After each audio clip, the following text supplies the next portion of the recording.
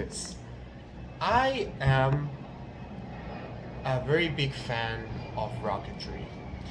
People that know me, already know that. But what I want to talk about today needs some context because what I learned today is really not general knowledge. So, since I'm putting it on a video, I want to give some context out of it.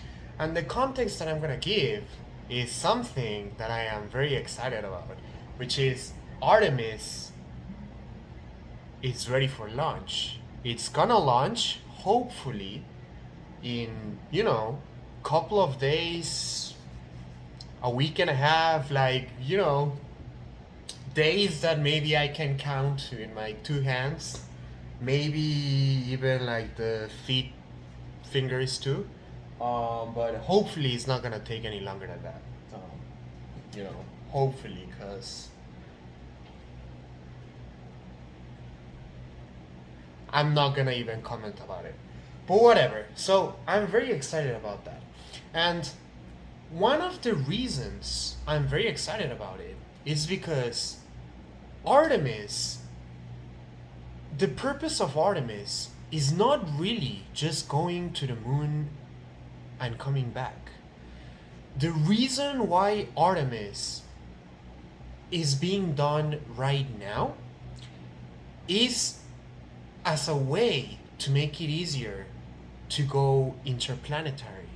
So you may not know if you don't know a lot about rocketry, but traveling to other planets, it's easier from not Earth than from the Earth. Like, okay, I'm gonna just start talking about the terms. Maybe you don't understand them, but hopefully you do. And you can Google all of the terms that I say. And relatively speaking, they're very easy concept to understand. I'm not gonna involve math and stuff. But Earth gravitation, Earth's gravitational pull is so strong that it's really hard to go interplanetary because rockets are simply just not powerful enough to get any meaningful amount of payload to other planets. And Artemis is trying to fix that. Artemis, what is going to do, not unlike the next couple of missions, but like the whole idea about Artemis, about a moon base, about a orbiting around the moon with people and fuel and rockets, the idea is that the moon has a much smaller sphere of influence and much less gravity than the Earth. So launching rockets from the moon, it's way better. And that's the whole point of Artemis. And that is something that is really getting me excited because if Artemis works, and again, hopefully it does, it is gonna lay a foundation of how can we go to other planets starting from the moon and not starting from Earth. And that is very good. Now, what I have learned, I wouldn't say in the last couple of weeks because I started more or less maybe a week ago, maybe a little bit more, maybe like 2 weeks, is that orbital maneuvering, it's insanely complicated. I wanted as a hobby, learning, whatever thing you want to call it, I wanted to kind of replicate what going to Mars through Artemis was gonna look like and calculate myself on Kerbal Space Program. And not doing it on Kerbal Space Program, calculating it, making a launch profile, a transfer orbit, doing all of the math, me myself, no simulations, no computers. I wanted to do this stuff myself, just to see if it was possible, since I am learning a little bit about rocketry. What I didn't realize though is that orbital calculations, orbital maneuvering calculations are so complicated. And that's really the thing that I learned that I wanted to talk about.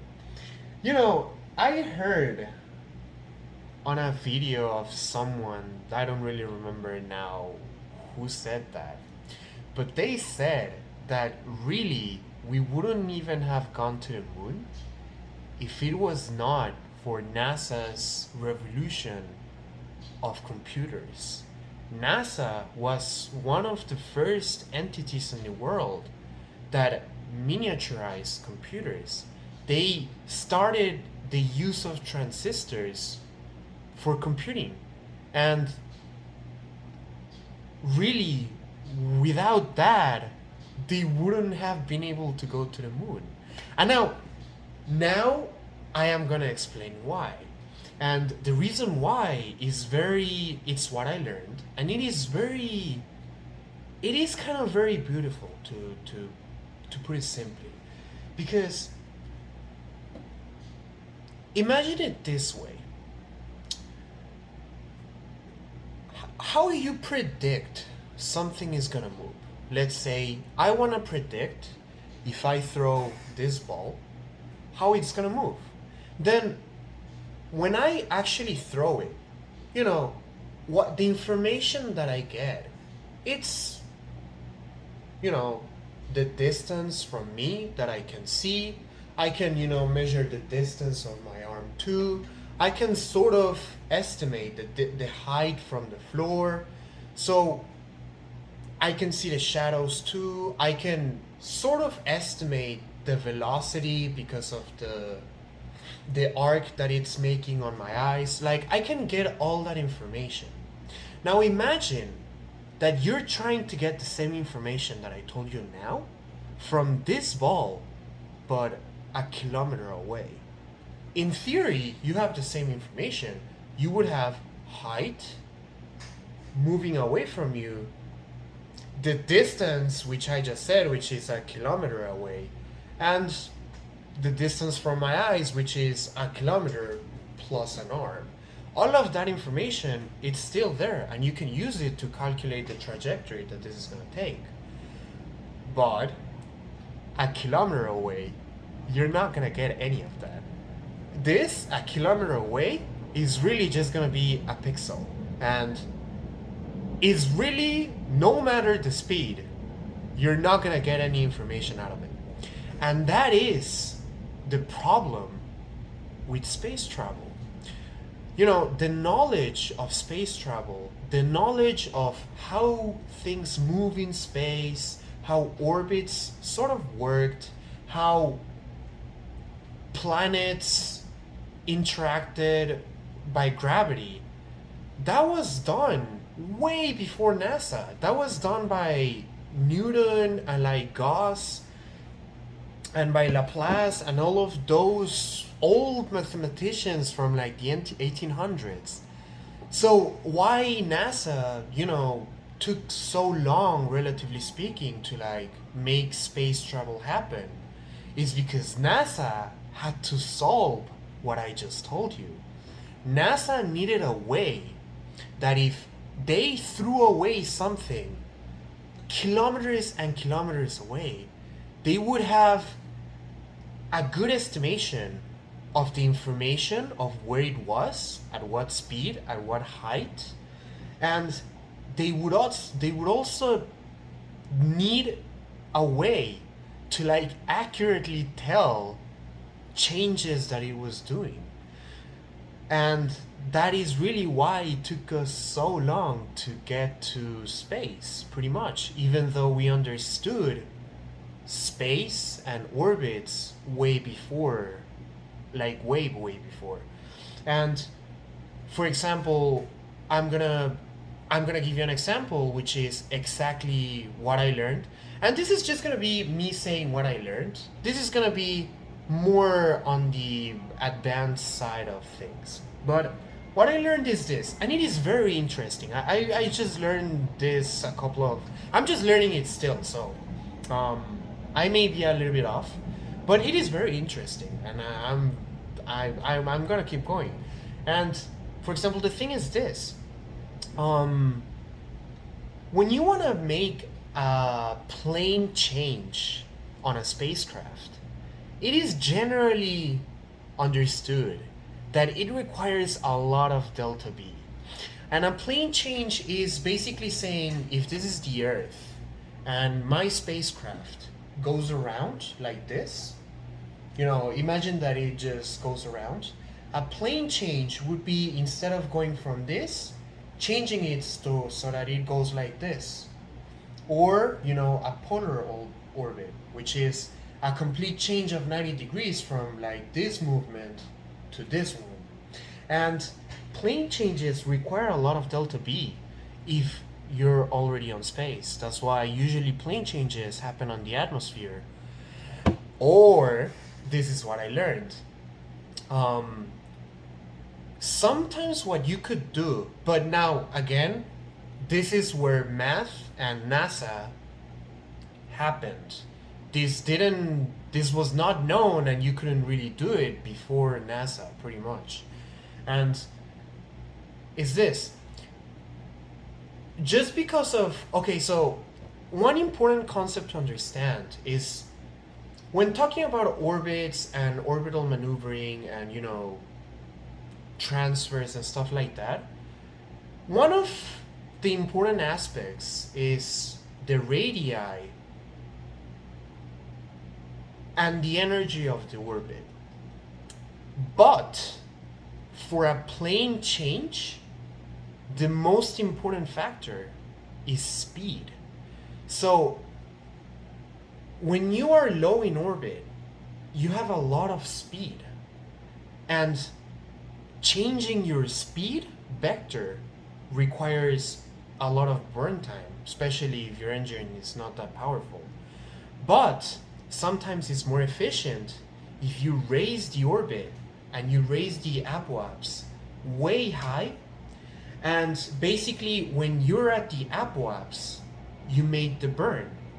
When you make the burn in the apoapse in a highly elliptical orbit, your speed is so low that any change in speed is gonna make a complete change on the the plane change is gonna be way easier because the speed of the vehicle is gonna be easily changed since it is going very slow.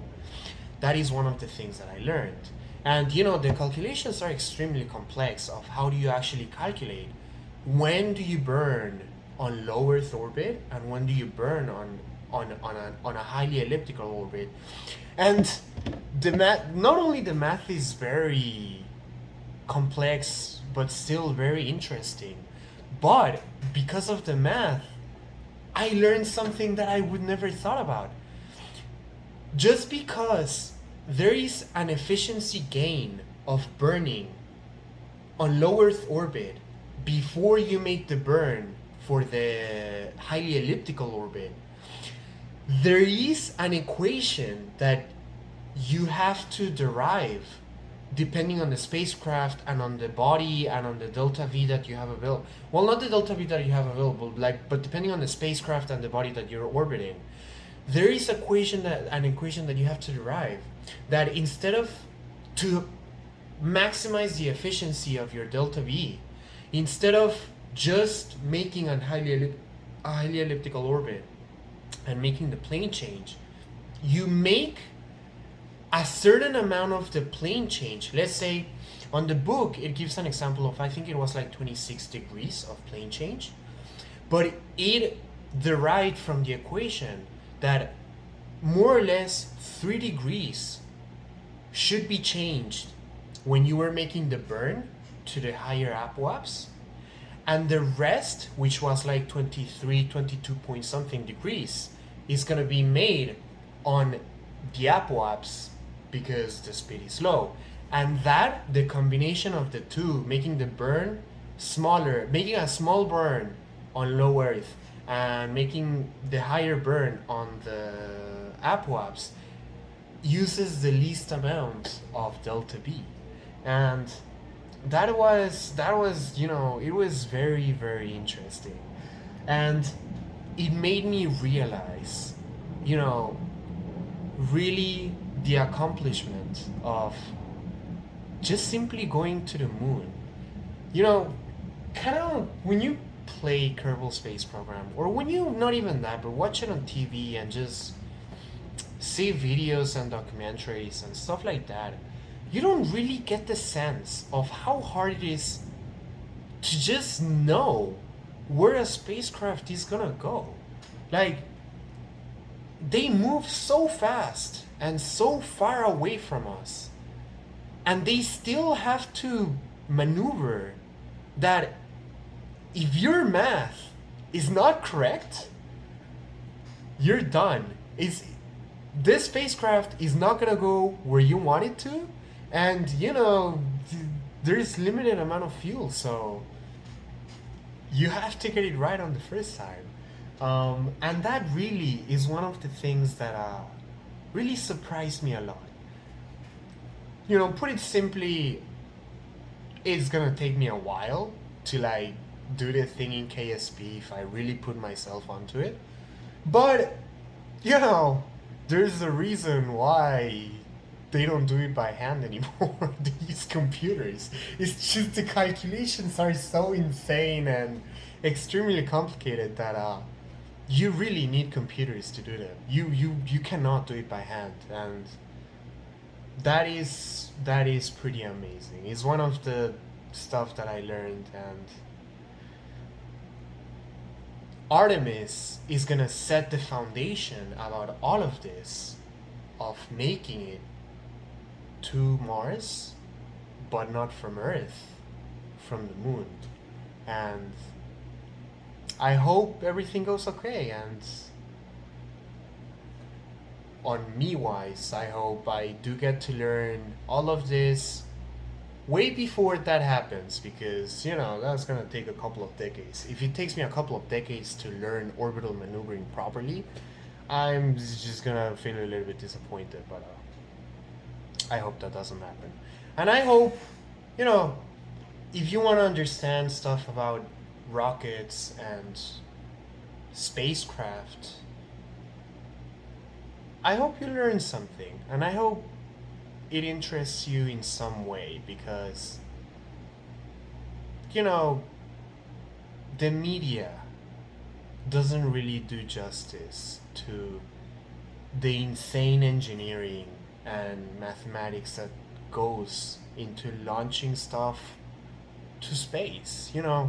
We see it on the TV almost every month now, but that doesn't take away the huge accomplishment that it is. It is very hard to launch something to space, and not only that, but going to the moon, which hopefully is gonna happen, that is way, way harder. It's on a different magnitude of harder, and I hope everything goes okay. So that's pretty much it.